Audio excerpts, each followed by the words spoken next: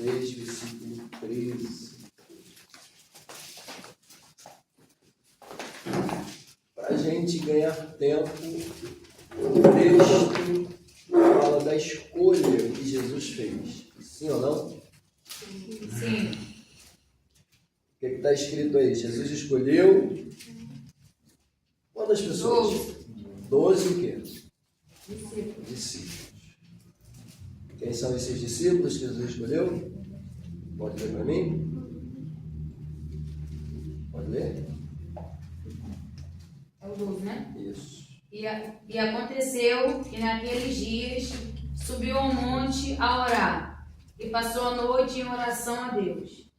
E quando já era dia, chamou a si os seus 12 discípulos e escolheu 12 deles, a quem também deu o nome de apóstolo: Simão, a qual também chamou Pedro, e André, seu irmão, Tiago e João, Felipe e Bartolomeu, e Mateus e Tomé, Tiago, filho de Alfeu, e Simão, chamado o Zelador, e Judas, filho de Tiago, e Judas Iscariotes, que foi o traidor. Amém? A leitura mostra para a gente, com toda a propriedade, que Jesus ele escolheu discípulos. Sim ou não? Sim. Discípulos, automaticamente, a gente entende que se trata literalmente de alunos, né? Aprendizes, de fato. Observe que o texto também vai dizer que Jesus chamou eles de quê? De apóstolos. Pois é. Mas antes de se tornarem apóstolos, foram considerados primeiro o quê? Discípulos. Por sua vez, alunos, né? Aprendizes. Sim ou não? Sim. E automaticamente eu pergunto para vocês, nós somos o quê? Discípulos ou somos apóstolos? Discípulos. Porque nós estamos aprendendo. Não é verdade? E quanto mais a gente aprende, mais aluno a gente se torna. Qual é a nossa realidade? É nos tornarmos apóstolos? Não sei, talvez sim, talvez não. Por que eu falo isso? Porque hoje em dia nós estamos vivendo uma verdadeira onda, né? A onda do apostolado, a onda do bispado. Está errado? Não, não é errado. Só que às vezes a gente confunde um pouco os títulos e prefere ser chamado de apóstolo do que ser chamado de pastor. A gente prefere ser chamado de bispo do que ser chamado de presbítero. Até porque presbítero não é tão bonito quanto bispo. Bispo é mais bonito, né? Imagina você se dirigindo a mim me chamando de Bispo Francisco, é muito mais bonito do que vocês me chamarem de presbítero. Tá? Mas independente da escolha, independente disso, tá? Isso aqui não interfere na nossa chamada nem na nossa vocação. Tá bom, gente? O título não interfere na minha chamada nem na minha vocação. Pelo contrário, o título também não me obriga a fazer nada. Mas, ao mesmo tempo que título tenho, eu me sinto na responsabilidade de fazer alguma coisa. Ok? Então, isso é muito importante a gente observar que Jesus chama primeiro os seus discípulos, depois coloca o nome deles de apóstolos. Tá, pastor, e o que significa? Dentro do contexto, a gente vai ver automaticamente que apóstolo significa nada mais, nada menos que enviado. Aí eu paro e penso, né? Apóstolo Francisco, o apóstolo José Francisco, está presente hoje com vocês aqui, é um nome forte, né? Apóstolo José Francisco. Mas o que significa apóstolo, pastor? Enviado. Opa! Isso aqui já vai cobrar de mim. Porque não é o título, mas o significado que faz a diferença. Será que eu realmente sou enviado? E é claro, se a gente for pegar um pouco mais a fundo, esse mesmo título que me dá o sentido de enviado também significa missionário. Então, o que significa apóstolo? enviado ou missionário. Amém? O que significa o bispo? A mesma coisa que presbítero. Só que o presbítero ele é o ancião, o conselheiro, o orientador, aquele que substitui o pastor em casos de necessidade. E na condição de bispo, o que ele é? Administrador. Deu para entender isso aqui, gente? Então vamos lá. Uma observação, tá? Para aqueles que detêm aí o material que eu trouxe. O cristão, ele nasce por meio de quê? Por meio da água. Não é isso? O nosso nascimento se caracteriza por meio da água. Calma aí, pastor, não é assim não, é. Como não é? Está na Bíblia.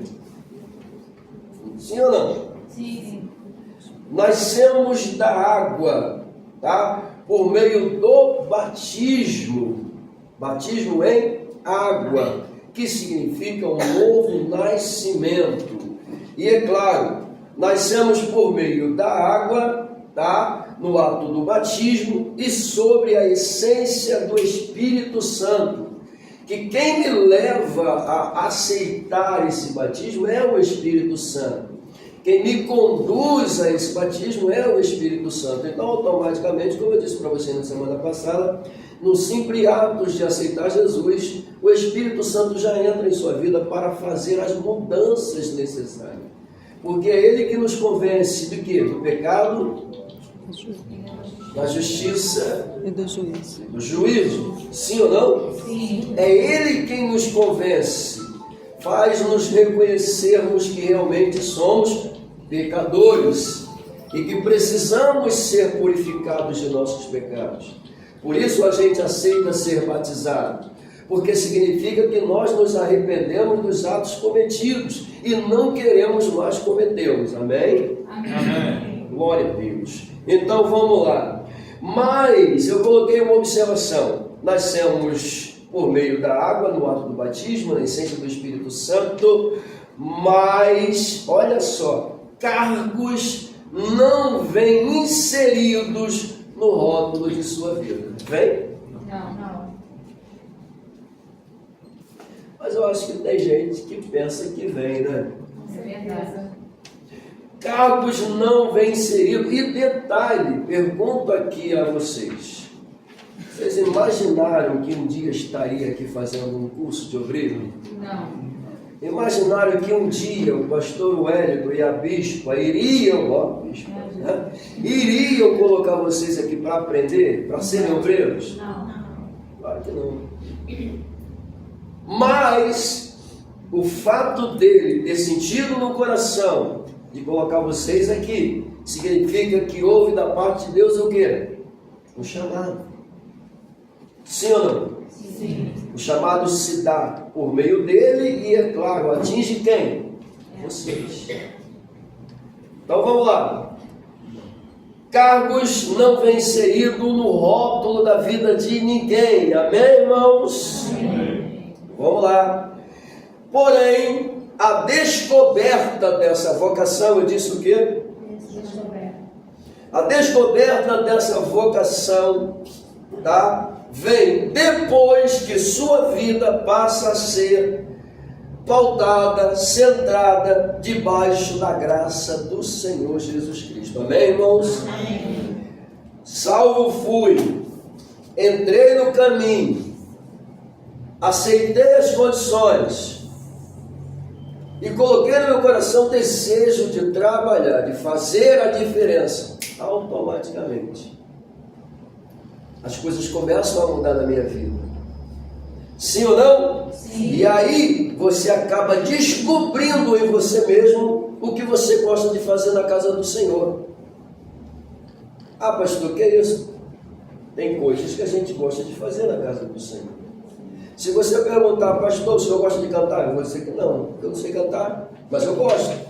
Mas não quer dizer que eu vou ser um cantor. Não sei cantar, quem canta é minha esposa. Eu não canto. E aqui é o contrário, né? Quando chamam ela para pregar, ela diz, eu não prego. Quem prega é minha esposa. Se me chamar para cantar, eu até canto. Não é? Mas é assim que funciona. Então perceba que a gente precisa entender que essa vocação ela vai automaticamente se despertar nas nossas vidas. Claro que alguns vai ser aquela pessoa que vai chegar aqui, vai arrumar a igreja, sabe? A vocação dele é essa. Tá? E a gente vai começar a descobrir isso à medida que a gente entra na igreja e se interessa pelo trabalho da igreja. Em fazer a vontade de Deus, em procurar obedecer a Deus. Amém, irmãos? Amém. Vamos lá. A pergunta: quem escolhe o obreiro? Quem é que escolhe o obreiro? É o pastor Wellington? Não. É o pastor Francisco? Não. Quem é que escolhe o obreiro? Deus. Sim ou não? Sim. Nós vimos no texto que quem escolheu foi quem? Deus. Jesus, não foi? E escolheu para si o quê? 12 discípulos. A escolha provém de quem? Dele. Ok? Então, o primeiro passo na tua eleição, na tua escolha, na tua chamada, o primeiro passo quem Deus, e aliás, ele é sempre o primeiro que vai dar, não tem jeito. Foi o próprio Senhor Jesus. E aí, à medida que ele te chamou, automaticamente tocou no coração dele. Eu quero a Jéssica, eu quero a Stephanie. Porque é assim que o Senhor faz. Amém? Amém. Então sinta-se honrado, honrada, porque a escolha que hoje está sobre a sua vida não veio de você, veio dele, e ele foi o canal usado para que você pudesse estar aqui. Amém, irmãos? Amém. Glória a Deus por isso. O próprio Senhor, vimos aí, Lucas 6,13, Jesus escolhe 12 homens e chama eles de apóstolos. Como eu disse para vocês, significa enviado. Tá? Na primeira carta de Paulo aos Coríntios, capítulo de número 1, versículo 1, e depois, segunda carta do mesmo ao seu pupilo Timóteo, capítulo 1, versículo 11, nós encontramos o apóstolo Paulo. Eu disse quem? Apóstolo Paulo. O apóstolo Paulo descrevendo que ele foi feito apóstolo. Olha só, porque dentro do contexto, a pergunta é: quem foi que consagrou Paulo a apóstolo? Mas ele declara: eu fui feito. Se ele diz eu fui feito, significa que ele não foi ele que se fez. É simples, né? Não foi eu que me fiz apóstolo. Ele está dizendo: eu fui feito apóstolo. Então, pastor, me prova isso. Perceba que Atos Apóstolo, capítulo de número 9, se não me foge a memória, vocês podem me corrigir se eu estiver errado, o mesmo está indo em direção à região de Damasco. Nesse trajeto, ele se depara com o próprio Senhor Jesus Cristo no caminho. Não é? E caindo automaticamente, Paulo escuta a voz do Senhor dizendo para ele: Saulo, Saulo, por que me persegues? E aí o mesmo vai dizer: não, que isso? Permita-me parafrasear. Estou perseguindo o senhor não, estou perseguindo os crentes aí. Não. E aí a gente percebe que Jesus ele fala diretamente com Paulo. Paulo fica cego. O Senhor manda um profeta à casa dele. Só que o Senhor vai dizer para o profeta: vai, porque este é para mim um vaso que? Escolhido. E ele vai padecer pelo meu nome. Olha que coisa. Vai, porque este é para mim um vaso escolhido, e eu lhe mostrarei o quanto ele vai padecer pelo meu nome. O que o Senhor Jesus está colocando em evidência? Ele vai ser enviado. E automaticamente, quando o Senhor pega Paulo e começa a enviá-lo, é aqui que entra o sentido do apóstolo. E é aqui que o Senhor está escolhendo e consagrando Paulo a apóstolo, a enviado, tá, gente? A enviado, a missionário. Porque essa é a função verdadeira do obreiro: fazer a vontade do Senhor. Vocês estão conseguindo me entender? Sim. Amém. Sim ou não? Sim. Beleza. E claro, sua escolha é vista literalmente na Bíblia quando Jesus diz a Ananias que Saulo, para ele, seria um vaso escolhido para levar a sua mensagem. Amém? Amém. Olhe para esse crente lindo que está do seu lado, diga para ele, diga para ela, o Senhor te escolheu. O Senhor te escolheu. O Senhor te escolheu. Para você levar a mensagem. Amém, irmãos? Isso é muito sério. Vamos lá. Ele diz que não nasceu, ele foi feito, ele foi constituído. Amém, irmãos? Amém. Glória a Deus. Vamos melhorar isso aqui. Ninguém nasce, amém? Obreiro, sim ou não? Sim. Ninguém nasce pastor, ninguém nasce bispo, ninguém nasce missionário, ninguém nasce profeta. Não. Ninguém nasce. Mas a escolha pode se dar no ventre da mãe. Mas isso não quer dizer que você vai nascer já com isso. Porque eu não sei se você tem ou não essa chamada. Quem sabe é o Senhor. Mas ninguém nasce pastor. Já nasceu pastor? Assim direto? Não, já nasceu chorando quando a mãe é pastor. Não.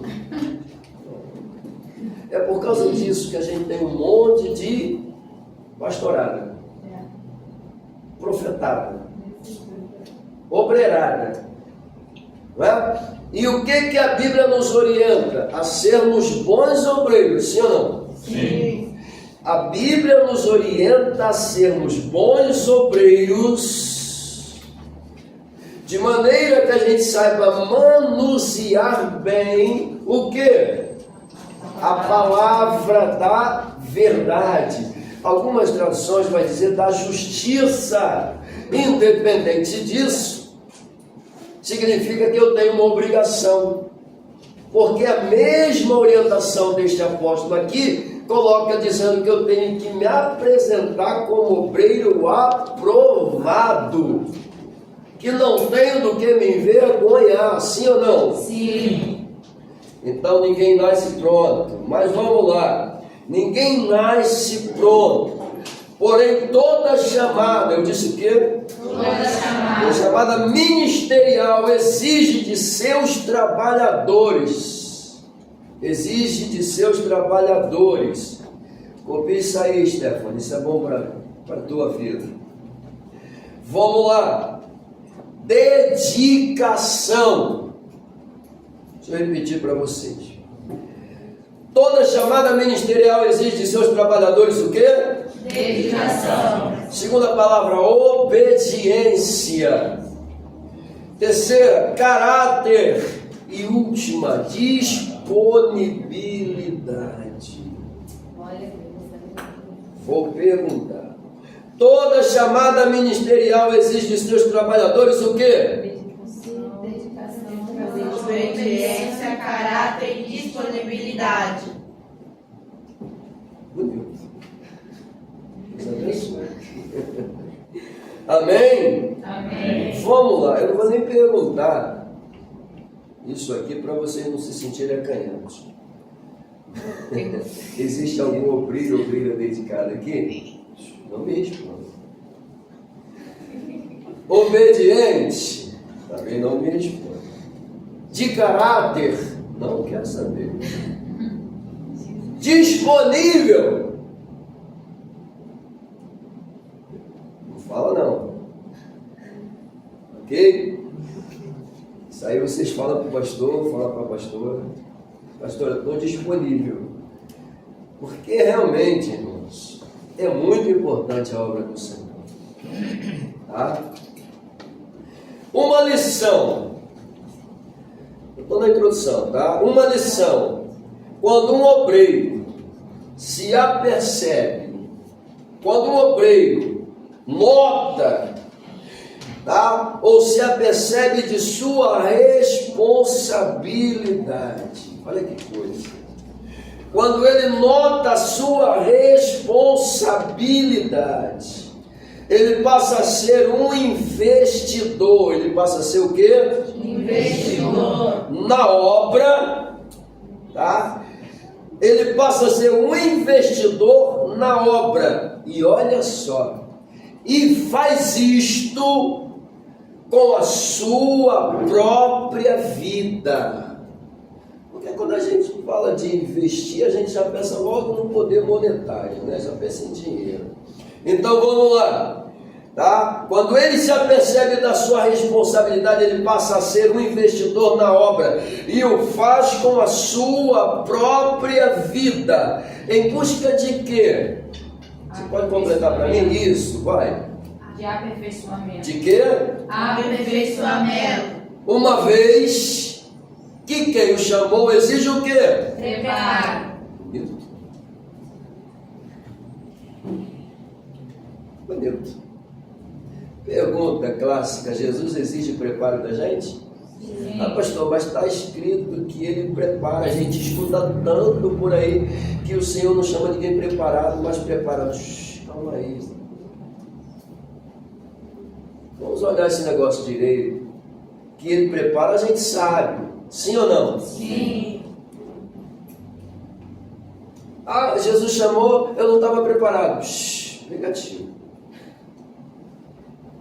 Se ele tira você do lamaçal do pecado, transformou tua vida, teu caráter, tua índole, isso é o quê? Você já está preparado, querido. Sim ou não? Sim. Agora, concernente ao exercício da obra, aí é outra coisa. Mesmo assim, ele vai exigir preparo. Aí eu pergunto, por quê? Porque imagina você pegar um cara despreparado e colocar ele para exercer uma função. Tu vai ter dor de cabeça, irmão. Não vai? Por que a gente tem um monte de igrejas quebradas por aí? Porque a gente vê um monte de supostos líderes quebrados. Eu gosto muito quando eu estou ministrando, né? Eu fico pensando naquele cara que tem a mania de dizer que todas as vezes que ele usa um sapato alto diferente é uma unção diferente. Ele é africano, tá? Ainda não, né? Mas aqui também já tem um aí com cabelão, parece a Xuxa, sendo misturado com não sei quem. Porque eu acho que o Evangelho transforma. Sim ou não? Sim. A Bíblia diz para você vir como está e permanecer como está? Não. A palavra diz que você vai ficar como está? Não. A palavra diz que novas são todas as coisas. Tudo se faz novo. O que faltava não falta mais. Não é isso? O que pecava não peca mais. O que antes você fazia, você não faz mais, porque você se tornou nova criatura. Eu não entendo que evangelho é esse que estão pregando por aí, e você pode vir do jeito que você está e permanecer do jeito que você está, porque Jesus só quer o coração. Jesus não é açougueiro. Glória a Deus. Amém, irmãos? Amém. Fala para o teu irmãozinho do teu lado, diz para ela, Jesus não é açougueiro. Diga para ele, carnudo não entra no céu. Não entra no céu. Amém? Glória a Deus. Então, quando o obreiro ou a obreira se apercebe da sua responsabilidade, passa a ser investidor na obra. Amém? Amém. Fale para ele, fale para ela, invista mais na sua vida. Bom, deixa eu falar um pouquinho sobre investimento então. Tá? Quando a gente começa a falar um pouco sobre a importância do investimento, o que a gente pensa logo de cara? O verbo investir é alusivo em uma amplitude de implicações, podendo ser visto como aplicar, empregar. Oh, que bonito, ó! Podendo ser visto como aplicar, empregar, somar, depositar. Ah, pastor, mas o que eu tenho para colocar, por exemplo, somar? O que eu tenho para depositar? Calma, vamos lá. Bom, no sentido mais comum, dentro da sociedade em geral, tá? Este verbo ele trata com o conceito monetário, foi o que eu disse para vocês no início, que nos diz, em princípio, isto: investir com finalidades lucrativas. Segura isso aqui já. Investir com finalidades lucrativas. Pastor, mas isso aí é dentro do sentido monetário. Calma, crente. Eu vou te explicar. Eu até destaquei aí, com finalidades lucrativas. Mas entenda, só que eu preciso sair dessa linha financeira, desse pensamento financeiro, para dizer que investir vai muito, mas muito além dessa área, somente dessa. Sai, pastor, sai, literalmente. Eu posso investir na minha carreira, sim ou não? Sim. Pessoal. Eu posso investir na minha família, sim ou não? Sim. Você pode investir na igreja sem ser no sentido monetário, claro que no sentido monetário é importante, mas você pode investir sua vida na igreja, na obra, no trabalho, sim ou não? Sim. Então perceba que não é só no sentido financeiro, mas nós colocamos aí uma segunda alusão, tá? Empregar no sentido aqui, quando a gente traz do verbo investir a palavra empregar, a gente coloca aí para dizer o seguinte, que investir pode ser visto como lançar-se, entregar-se. Opa! Logo isso aqui diz que o obreiro, ele precisa lançar-se. Ele precisa se entregar. Aí eu pergunto, se entregar ao quê? A chamada.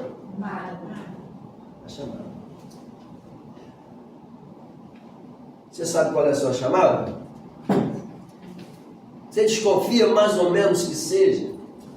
Quer ver? Aquilo que você tem mais aptidão para fazer e você faz com esmero, é ali que está o passo da tua chamada. Amém, irmãos? Amém. Sempre dentro daquilo que você tem uma habilidade maior para fazer, uma facilidade, às vezes até, é ali que está a tua chamada. Deu para entender? Como eu disse, por exemplo, eu não canto bem, eu arranho. Aí você, mas a tua chamada é para cantar? Não é para cantar. Eu vou forçar a barra para dizer que sou cantor? Porque a gente sabe que tem. O cara tem aquela voz de taquara rachada, mas ele cima que é cantor.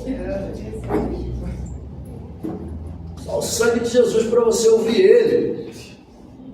Né? Os instrumentistas vão para um lado, ele vai para o outro, mas ele diz, eu sou cantor. Sabe o que é? É o cara perdido na chamada. O Senhor chamou ele para fazer uma coisa, não, porque eu sou pregador, irmão. O Senhor me chamou para pregar, é mesmo.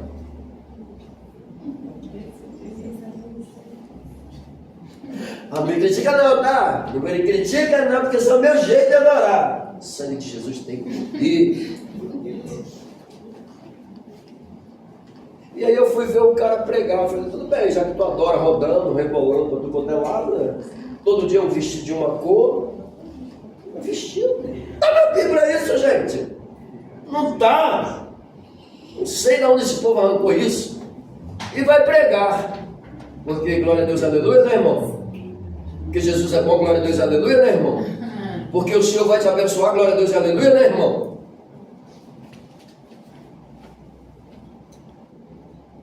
Cadê a palavra? Cadê a Bíblia? O obreiro precisa de palavra. Glória a Deus. O obreiro precisa ter contato com a Bíblia. Perca tempo com a Bíblia. Amém, irmãos? Amém. Procura apresentar-te a Deus como obreiro Provar. que sabe manejar bem o quê? A palavra. Palavra de quê? Da justiça. Amém, irmãos? Amém. Glória a Deus, gente. Glória. Tá pesado não, né? Não. Tá bom? Valeu. Valeu. Meu Deus, olha só. Eu disse lançar-se e entregar-se, sim ou não? Sim. Vamos lá. Por que isso? Quer ler aí, Jesus? Ô, Stefano. Lê. Porque não estamos tratando sobre investimento financeiro, Mas investimento pessoal. Isto inclui dizer que que o investimento é baseado em cima daquilo que que nos... nos fará obter êxito Aonde? em áreas da vida desejada, buscada. Pergunto a vocês, isso é verdade? Sim ou não? Sim. Claro que é, gente. Porque se eu fosse trazer isso aqui para o lado secular, quem é que não quer alcançar os seus objetivos? Fazer uma boa faculdade, sim ou não? Sim. Quem é que não quer ter um bom emprego? Sim. Você luta para isso, não é? A gente se prepara para isso, a gente corre atrás para isso. Deu para entender? Na casa do Senhor não é diferente, não. É a mesma coisa. E quanto mais a gente investe, quanto mais a gente busca, quanto mais a gente se entrega, quanto mais a gente se lança, mais o Senhor, Ele investe em você. Amém. Amém. Por que Deus agora vai investir em você? Porque Ele viu que você, por si só, está buscando esse investimento. Buscando melhorar, buscando se abdicar, buscando negar-se de coisas que antes você gostava e agora você é obrigado a deixá-las. Ah, pastor, eu sou livre, eu não preciso. Tudo bem.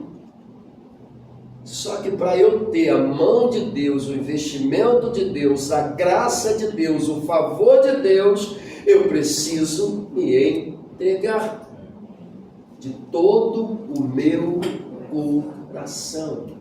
Ah não, pastor, não está na Bíblia não. Daniel, capítulo de número 10, versículo de número 12. Daniel está orando. Daniel está o quê? Orando. Daniel está orando. E perceba que a gente costuma sempre dizer, Daniel orou 21 dias, irmãos, ele fez Jesus de 20 dias. A Bíblia diz que Gabriel vai dizer para ele, a tua oração chegou no céu desde o primeiro dia. E desde o primeiro dia em que você aplicou o teu coração, eu desci. Desde o primeiro dia, a tua oração chegou. Eu desci para trazer a tua resposta. Claro, demorou por quê? Porque o príncipe da Pérsia se colocou entre eu e você. Mas tu não é guerreiro, Gabriel? Sou, mas sou mensageiro. E o cara que estava lá, ele era mais forte do que eu precisava de alguém mais forte. E aí desce Miguel. Aleluia, Jesus. Claro que eu estou parafraseando, mas essa é a verdade. Desce Miguel, Miguel segura, ele vai e entrega. Demorou 21 dias. Claro que ele ficou orando durante esse tempo. E ele declara que ficou orando, porque veja bem, isso me leciona e me ensina. Porque a tradição judaica, na cabeça deles, é diferente da nossa. Por que Jesus disse, batei, buscai? Por que Jesus usa isso? Que você tem que bater na porta até que quem está lá dentro abra para você. Por que Jesus usou essa linguagem? Porque era comum da tradição orar uma só vez e acabou. Tipo, eu já te pedi, pronto, acabou. Era hábito deles não se dedicarem a uma oração constante. Só que a Bíblia nos ensina a levar uma vida de oração constante. E mesmo eles tendo essa tradução, a gente vê na Bíblia homens que continuaram orando durante tempos. Daniel orou durante 21 dias. Jeremias orou quase a sua vida toda. E a resposta de Deus para Jeremias foi não! Não ora, não clama, não pede. Por quê? Porque eu não quero. Quando chegar a hora de você orar, eu vou dizer para você orar. E tu não vai orar por eles, não, tu vai orar por você. Jeremias 33, 3. É Deus dizendo para ele, agora sim clama, por você.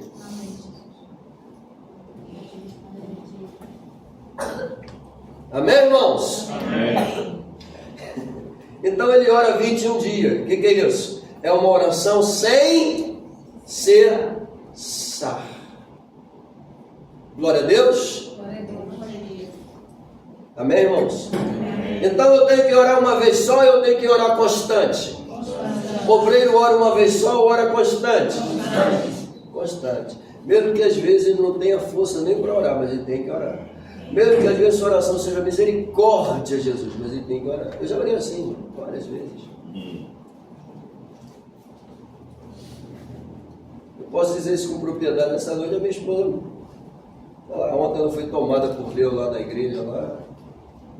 Foi dormir que hora? Que hora era aqui? 2 horas da manhã? Era 3 horas. Me obrigou a orar do lado dela. Vem pra cá.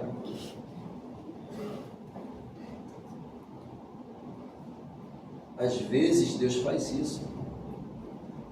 Glória a Deus, irmão. Glória a Deus.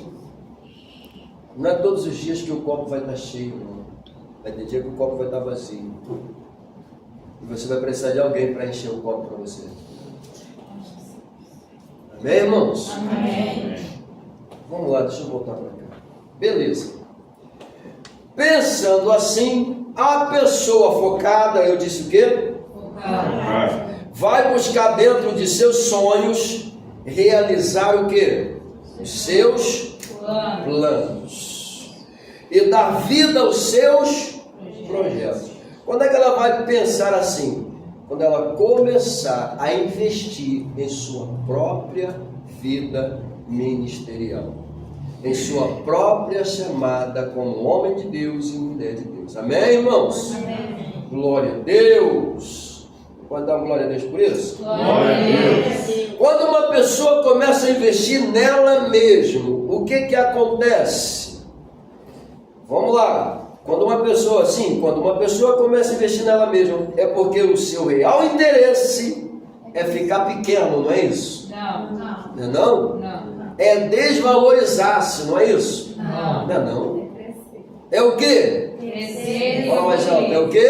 Crescer e evoluir. Crescer e... Evoluir. Meu Deus do céu. Isso é bonito, né? Qual é o seu interesse aqui hoje, nessa manhã? Você poderia estar em casa agora, sim ou não? Não poderia? Sim. Escola dominical só à tarde. Poderia estar dormindo até essa hora, hein? Não é? Cama boa, gostosa, tá frio, né? Uma vez pastor Francisco lá de Linde Vasconcelos, pastor Wellington arrumou esse cara onde? Só para me tirar do meu sono. Reclama com Deus. Reclama com Deus! Claro, vocês não estão reclamando, eu estou movendo, então você não está gostando. Mas vamos lá. Repetindo, quando uma pessoa começa a investir nela mesma porque o seu real interesse é Crescer e evoluir. crescer e evoluir. Não é só crescer, crescer é uma coisa, sim ou não? Você pode crescer de qualquer maneira, não é verdade? Agora, crescer e evoluir é outra coisa. Porque você está crescendo de forma o quê? Centrada, correta, certo, não de qualquer maneira. Tem alguém podando você para que o teu crescimento seja bonito. Não está na Bíblia, o que Jesus disse? Que o pai era o quê? O viticultor. Algumas Bíblias vai dizer o agricultor, né? E ele era o quê? A videira verdadeira. Né? E o que ele fala das varas, dos ramos? A que não produz, faz o que com ela? Mas a que produz, faz o que com ela? Trabalha com ela, investe nela. Meu Deus do céu, vocês são os ramos que o Senhor escolheu para trabalhar nessa manhã. Glória a Deus. Por que vocês são os ramos? Porque o Senhor Jesus ele está investindo em vocês. Ele está colocando em você. Perceba, a árvore tem o sangue da árvore é a seiva, né? Se você faz um corte, ela vai fazer de tudo para fechar aquele corte com a seiva. Aí você pega um galho seco, a árvore trabalha dobrado. Para quê? Para manter aquele galho seco.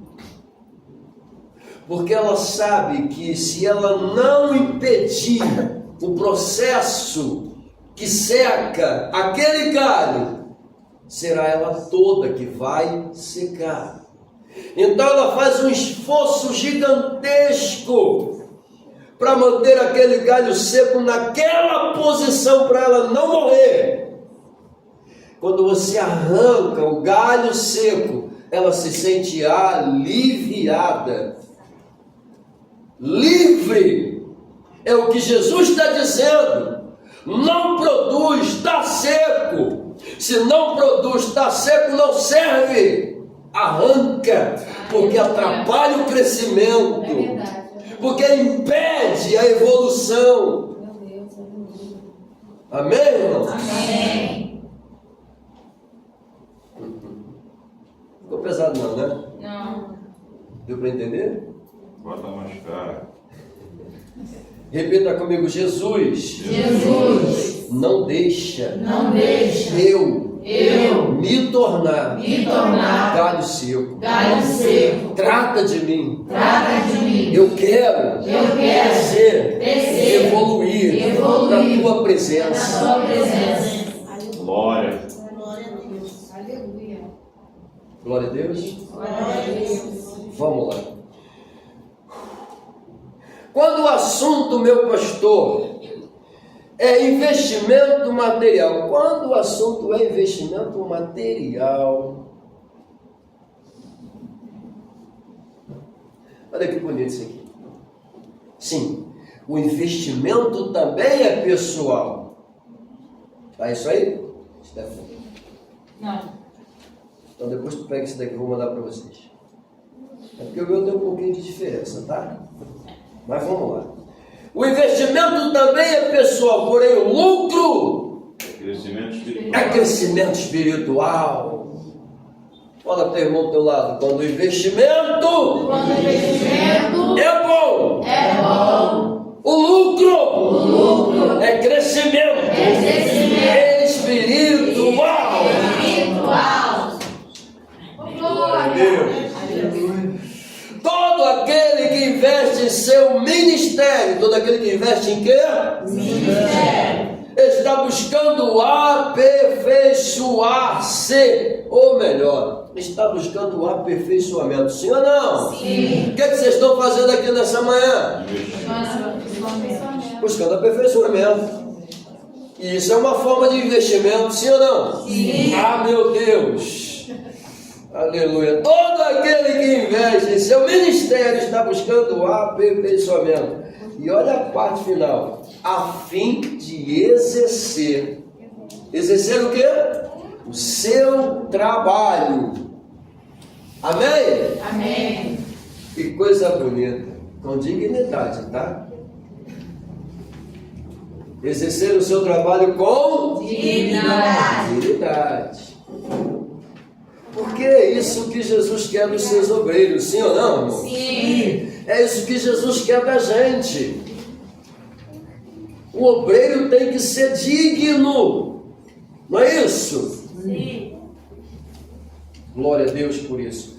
Outra pergunta: como a Bíblia vê essa questão do investimento pessoal? Como é que a Bíblia vê essa questão do investimento pessoal? Olha só, primeira carta de Paulo a Timóteo 2,15. Já falamos tanto, né?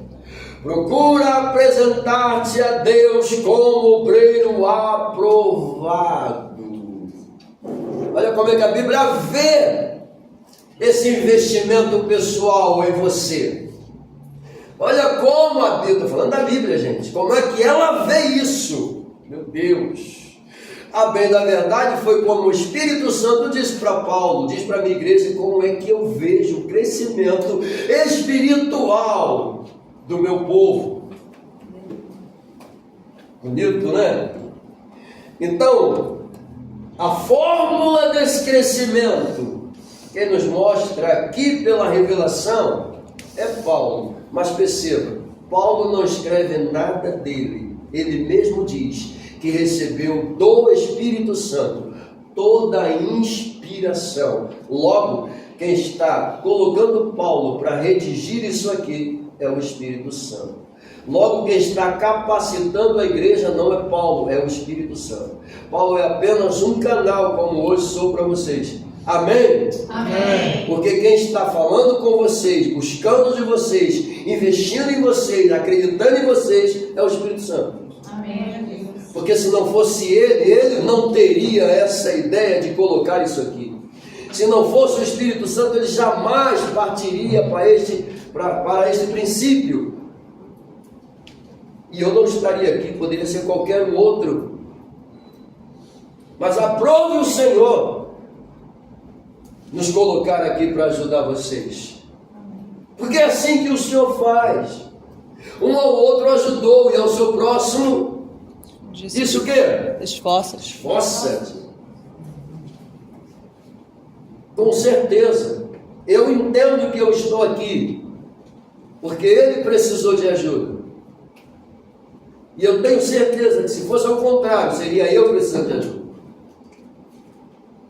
Porque quando nós estamos à frente de uma obra, a gente precisa de ajuda. É por isso que vocês estão sendo escolhidos, separados, preparados, Glória a Jesus. aprendendo, Aleluia. para não ser obreiro de qualquer maneira. Amém? Amém. Bom aí? Pegou? Tá certo. Vamos lá. Não.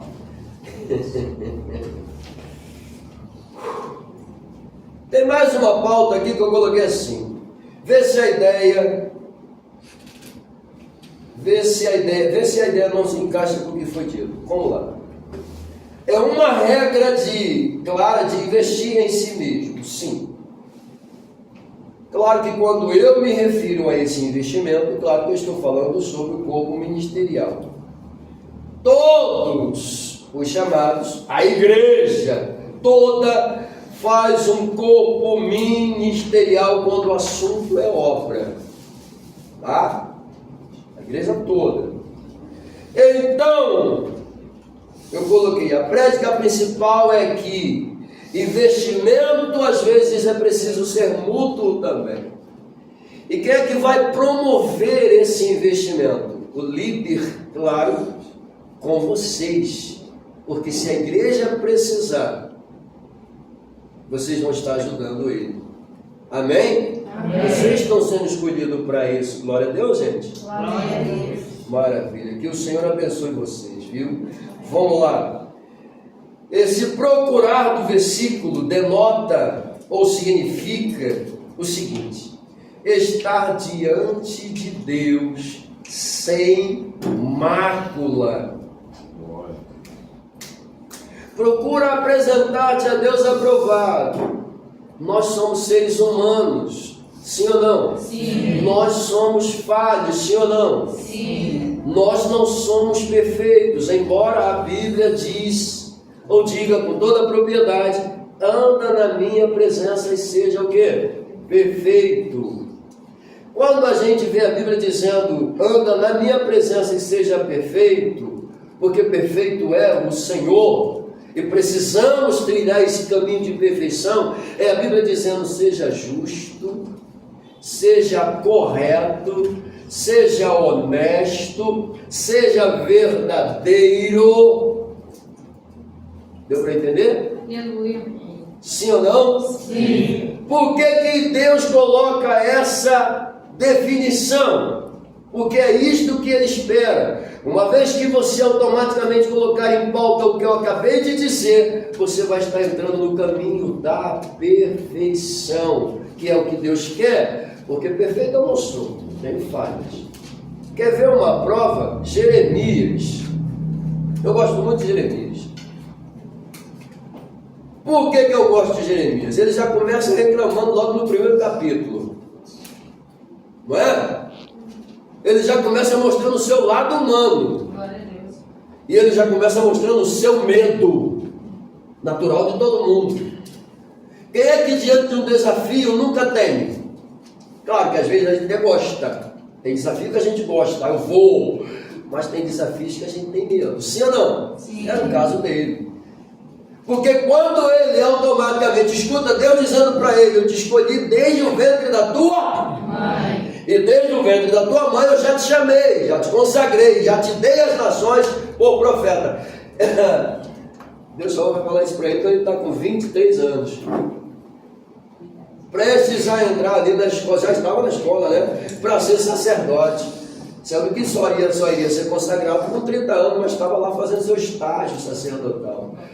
Eu interpreto, talvez eu esteja errado, mas eu interpreto que naquele momento que Deus chama ele para ser profeta, a constituição histórica diz que ele estava sendo preparado para ser sacerdote e iria fazer o seu primeiro estágio, realizar a sua primeira cerimônia, claro, auxiliado pelo seu pai. Mas no exato momento que ele se prepara para isso, o Senhor chama para ele, você olha para ele e fala: querido, eu te chamei para ser sacerdote, te chamei para ser profeta. Amém, irmãos? Amém. Eu não te chamei para ser sacerdote, eu te chamei para ser profeta. Tudo bem, continua estudando aí, mas a partir de agora tu é profeta. E a tua escolha se deu lá dentro do ventre da tua mãe.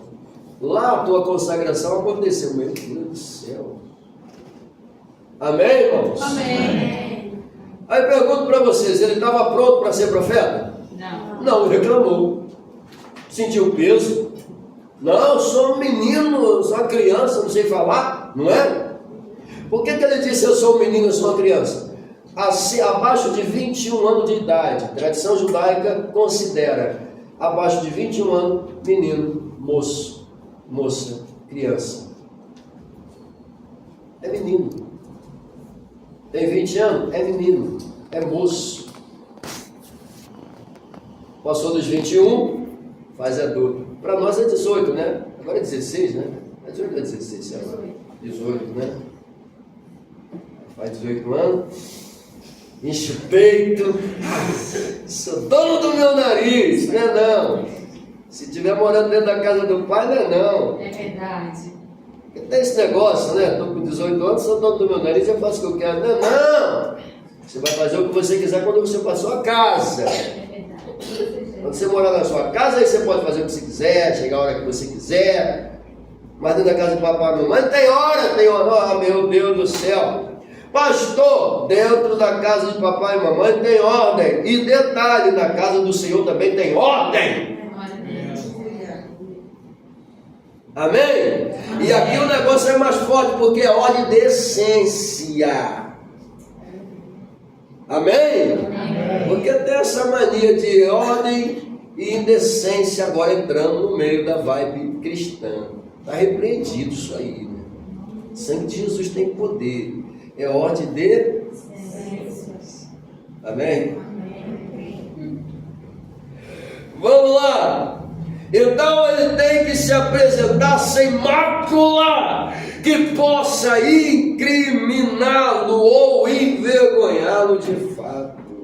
Que responsabilidade, né? Olha só o quanto a gente luta para manter isso. E está lá Jeremias, né? Teve uma hora que ele falou assim: Deus, eu estou me sentindo lesado, enganado. Eu imagino Deus olhando para ele assim, me perguntando: quem te enganou?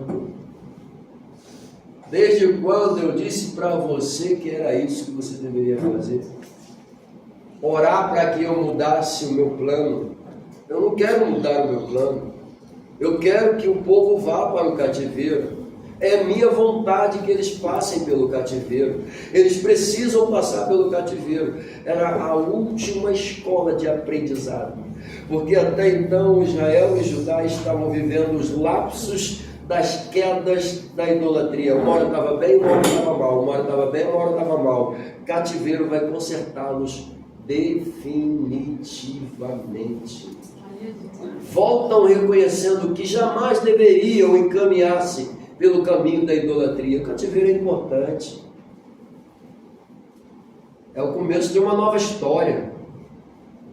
A luta, a prova, é o começo de uma nova história. A gente tem aquela mania de dizer qualquer coisa vai para o leito, né? Porque o leito... Irmão, pode estar bom, se o senhor quiser te botar lá, ele vai botar e pronto, acabou. Terrível.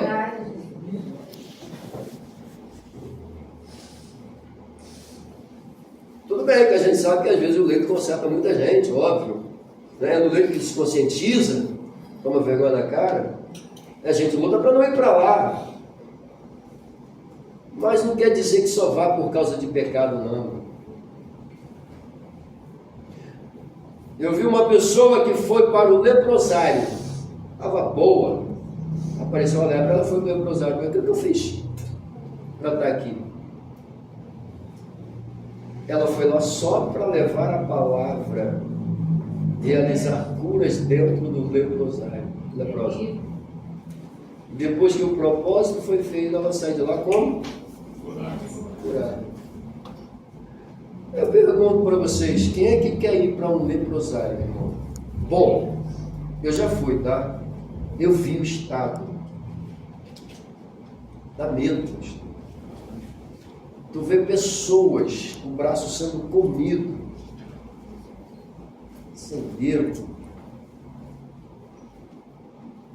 uma coceira interminável. O médico dizendo, não toque em ninguém, os enfermeiros não toquem em ninguém. Tá? Usa máscarazinha, não tira a máscara, porque até o ar é contaminado. O pior não é isso, o pior é as pessoas querem tocar em você, elas querem. E você tem que... É horrível. Espero que... Não vou dizer que eu espero que você não vá evangelizar nesses lugares, porque se o senhor quiser que você vá. Foi o que a gente foi fazer, evangelizar. Amém, irmãos? Amém. Vamos lá, deixa eu caminhar aqui, senão vocês vão ficar chateados comigo. Vamos lá, chamada ministerial, por sua vez, está direcionada à grande comissão que é a igreja. Mas vamos lá. Deixa eu falar um pouco sobre o ministério. Vamos conhecer um pouco o nosso ministério. Amém? Amém. Repita comigo. A chamada ministerial. A chamada ministerial. Segundo a Bíblia. Segundo a Bíblia. Faz parte. Diga, faz parte. Da vida. Da vida. Diga, da minha vida. Da minha vida. Como cristão. Como cristão. Foi escolhido para isso. Vamos lá. Jesus, quando ascendia ao céu, segundo Paulo, deu dons aos homens. Amém? Amém. Vamos lá.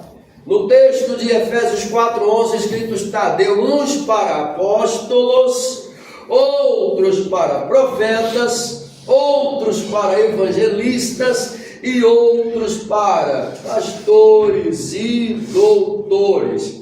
Talvez na sua tradução, ao invés de doutores, você encontre mestre. Mas independente disso, percebe-se que o texto é claro. Paulo está dizendo que Jesus deu dons aos homens. Pergunto a vocês, quem é que dá os dons? Jesus. Quem é que escolhe? Jesus. Quem é que separa? Jesus. E Jesus usa quem? O homem. Amém, irmãos? Amém. Glória a Deus por isso. Vamos lá. Quanto a bispo, presbíteros e diáconos, a pergunta é: onde eles se encaixam?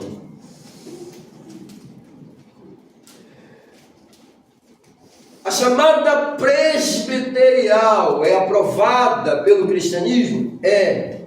Mas Jesus chamou presbíteros? Não. A chamada diaconal é aprovada pelo cristianismo e pelo Cristo. Mas eu pergunto, Jesus chamou diáconos? Não. Aí você pergunta por que Jesus não aparece chamando presbítero e por que Jesus não aparece chamando diáconos? Porque já eram cargos, ou seja, realidades comuns do povo. O que é o presbítero, o ancião? Aquele que já possui as suas cães branquinhas, né? Suas cães branquinhas, cabelo, barba branca. Ancião.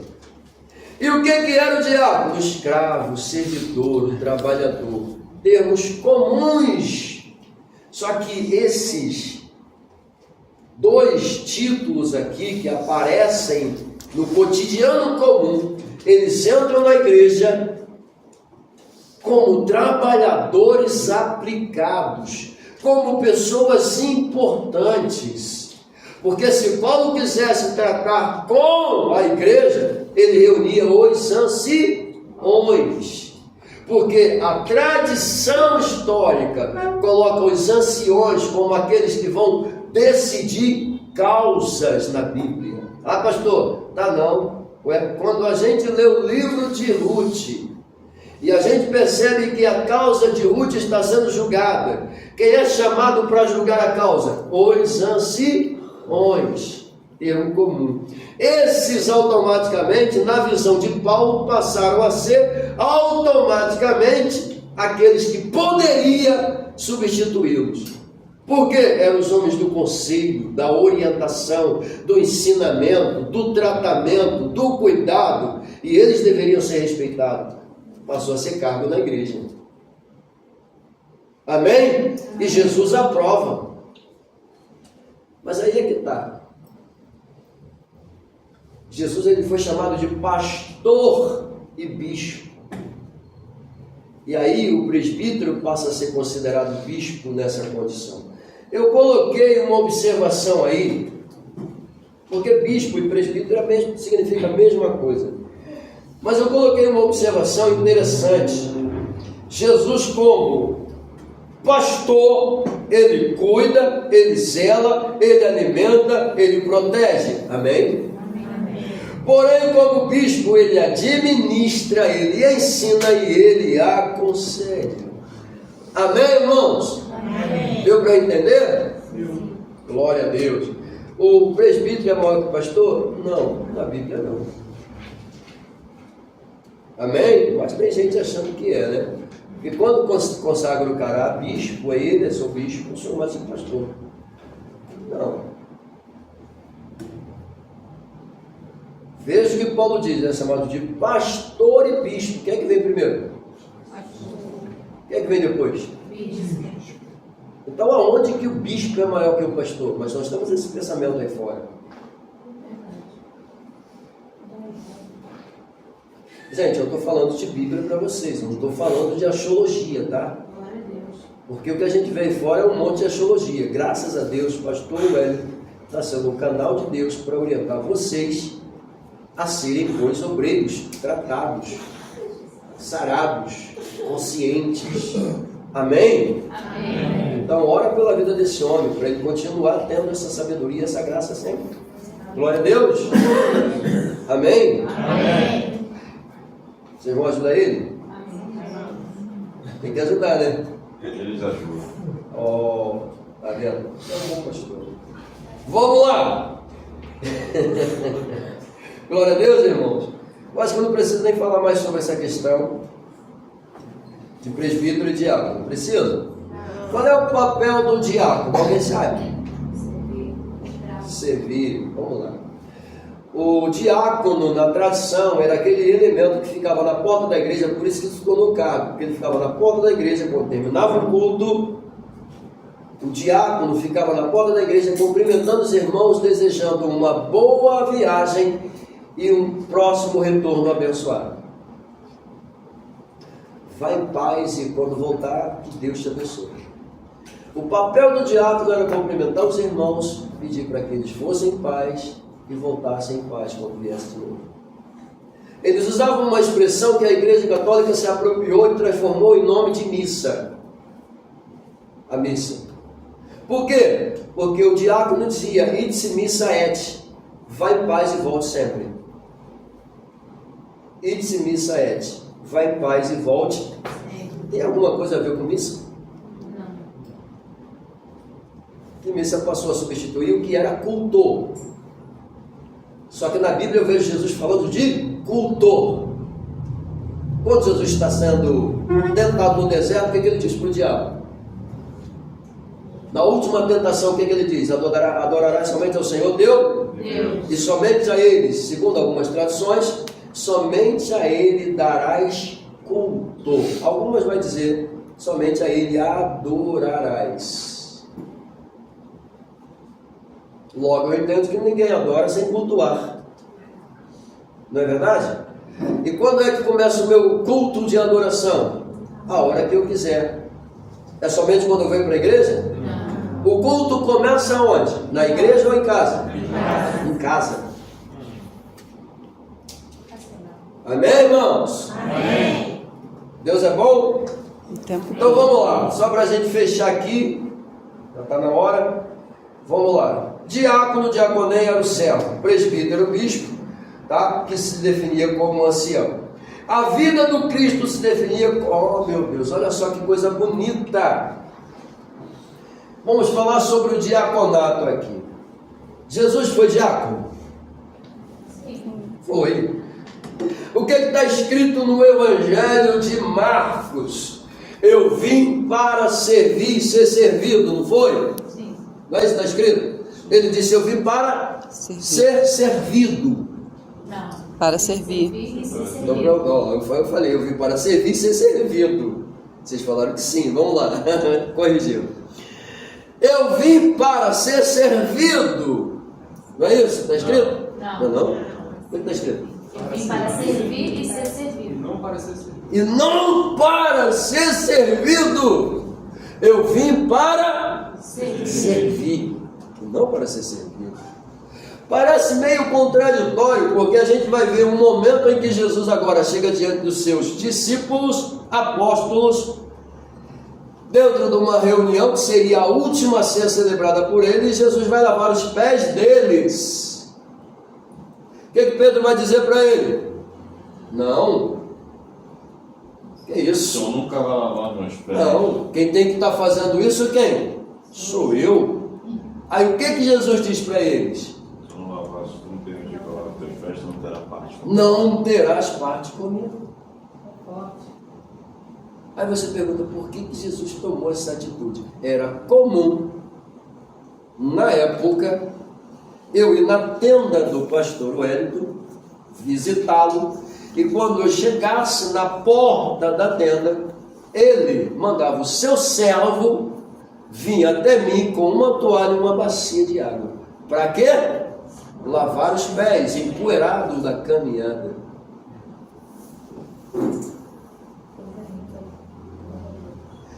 O lava-pés alivia a tensão, traz refrigério. Olha que coisa interessante, não? O simples ato de lavar os pés aliviava a tensão. Tu se acalmava, tu se sentia bem recebido.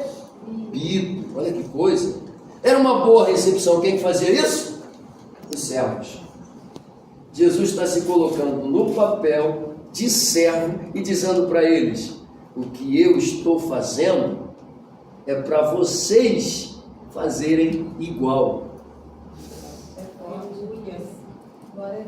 Por isso que ele é o modelo perfeito para a minha função ministerial. Porque se eu não me parecer com Jesus, está errado. E ele está dizendo, eu estou fazendo para que vocês façam o mesmo. Quando Pedro disse, quem tem que fazer isso sou eu. Ô Pedrinho, se eu não fizer, você não tem parte comigo. Qual é a reação dele? Então faz o seguinte, lava as mãos e a cabeça. Pedro queria se sentir completo, né? Só que Jesus está dizendo, não, isso aqui já é o suficiente, eu quero que vocês façam isso, tá? Gente, o que Jesus está ensinando aqui? O obreiro tem que ser o quê? Servo do servo. Sim ou não? Sim. E quando o obreiro se torna servo do servo, quanto mais a gente cresce em títulos, mais a gente diminui na presença do Senhor. Por que, pastor? Porque no céu não entra meu título. Então, quanto mais eu cresço, mais eu diminuo. Quanto mais eu cresço, mais eu trabalho. Quanto mais eu cresço, mais eu me responsabilizo. Quanto mais eu cresço, mais eu sou cobrado. Quanto mais eu cresço, mais eu sou observado. Quanto mais eu cresço, mais as pessoas me observam. É o preço, e o preço é me parecer com Jesus e jamais deixar que o cargo, o título me coloque na condição de eu quero que você me obedeça. Volto a dizer o que eu disse para vocês: quando eu começo a exigir, eu perdi a minha autoridade. Quando eu começo a dizer para vocês, ó, me respeitem porque eu sou pastor, eu já perdi a autoridade. Porque vocês precisam olhar para mim e obedecer sem eu precisar falar nada. Só um gesto, um olhar, você entende. Porque eu sou líder. Líder é aquele que coloca a mão na massa. Não é aquele que fica delegando, vai. Isso não é líder, isso é chefe. Chefe que fica, vai, faz. Líder não, mete a mão. Porque quando ele trabalha, coloca a mão, sabe o que acontece? Os liderados estão dizendo, ele está metendo a mão, querido. Vamos junto. Porque isso aí é um líder que não vai deixar a gente na mão. E detalhe, quando você é um líder, meu Deus do céu. Líderes Tarzan. Já ouviu falar dessa questão?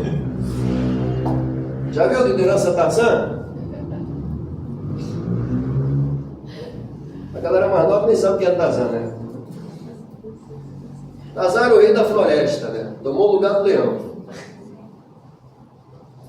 Não sei como é que ele se tornou o rei da floresta, foi criado por macaco, né? Mas tudo bem. Tarzan, quando precisava de ajuda, ele gritava, né? Dava o gritinho dele. Vinha toda a floresta, vinha tudo que é bicho. Libertação. O grito dele vinha todo mundo. Tem gente na igreja que tem essa mania. Quando grita, ele quer que venha todo mundo. Não vai vir não, querido.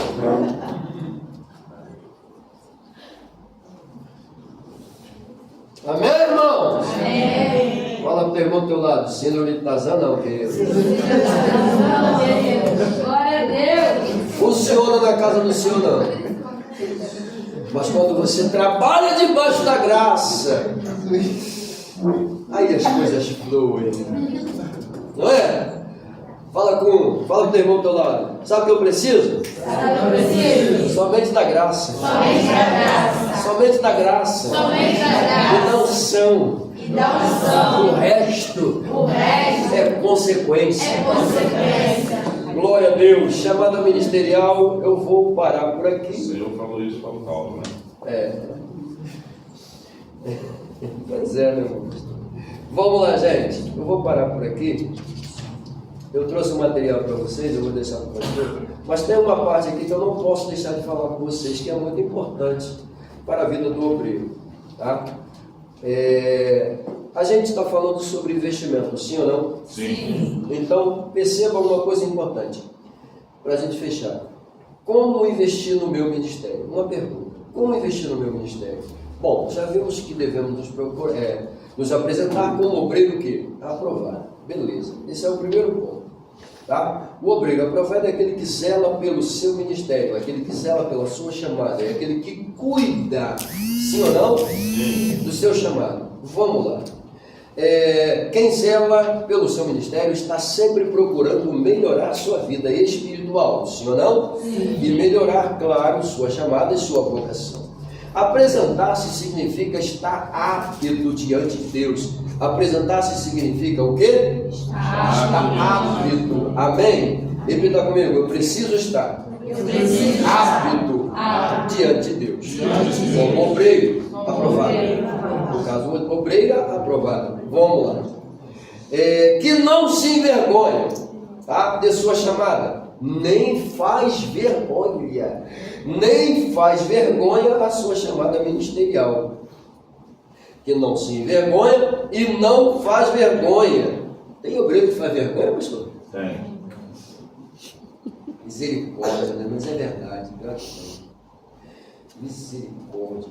Que não faz vergonha, tá? Mas, infelizmente, o texto diz que não se envergonha, mas também não faz vergonha. Vamos lá. Ele zela pela sua chamada. Agora, saiba manejar bem, isto é, possua um bom relacionamento com a palavra. Eu disse o quê? Que possua um bom relacionamento com a palavra, que guarda a mesma no coração, procura vivê-la a cada momento da vida. Meu Deus do céu! Isso é sério. Vamos lá. Investir no ministério é isto. Eu coloquei aí, como é que eu vou guardar a palavra, como é que eu vou investir na minha vida, tendo um bom relacionamento. Vamos lá, lendo a palavra. Eu preciso ler a palavra todos os dias? Preciso. Faço? Não. Deveria? Devo. É bom ler a palavra todo dia? É, mas dá sono. Às vezes tem texto que eu não entendo, eu passo batido, vou embora. Texto que eu não entendo, eu paro para tentar decifrar. E vou buscar, porque o que a gente aprende na Bíblia é o quê? Examinai as Escrituras. Não é isso? O que ele disse para Josué? Capítulo 1, versículo 8 e 9. Não aparte da tua boca o livro desta... Mas antes medita nele o quê? De noite. De dia e de noite. A diferença. Não aparte da tua boca o livro desta lei. Não se distancie do livro desta lei. Tem uma tradução mais moderna que vai dizer: antes aprenda as sagradas letras. Coisa linda é a leitura. Eu só aprendo se eu ler, sim ou não? Sim. Se eu não ler, eu não aprendo.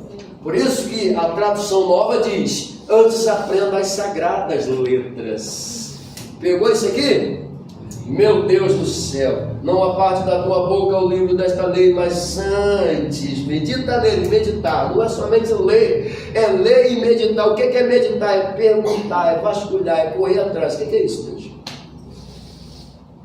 Vamos lá. Então, lendo, examinando e aprendendo a Bíblia. Eu disse o que, irmãos? O que eu disse agora? Lendo, examinando. Vamos lá, existem 3 focos na minha chamada com relação à Bíblia. Em relação à Bíblia, eu faço uma leitura devocional. Amém? Amém. Quem faz leitura devocional aqui? 1, 2, 3, 4, 5, 6, 7. 7 pessoas gostam de fazer uma leitura devocional. O que eu aprendo na leitura devocional? Dedicação. A leitura devocional diz que eu preciso ser uma pessoa dedicada. Dedicada a quem? A quem? A palavra. Ok? Segundo, repita comigo, leitura exegética. Ih, pastor, você está falando grego agora. Calma, eu vou te explicar. A palavra exegese significa sacar, extrair, trazer à tona, fazer vir.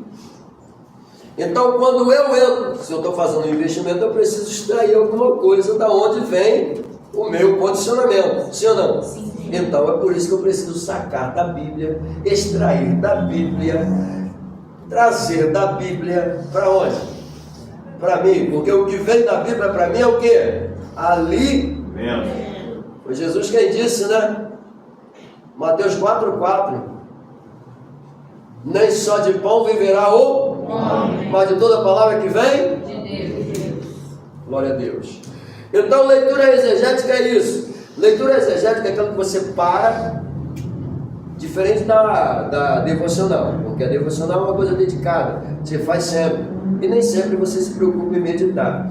A exegética, ela obriga você a meditar, querer entender o texto, saber o que o texto está falando para você. Deu para entender o que eu disse? Beleza. Então, como é que você vai ler a Bíblia hoje? diferente. Pode ter certeza. Terceiro, leitura didática. O que é a leitura didática? Prática. É aquela que exige de você o quê? Prática. A prática. Porque é isso que a gente aprende, não é verdade? Então a Bíblia exige de você dedicação, exige de você atenção e exige de você prática. A Bíblia exige de você o que, crente?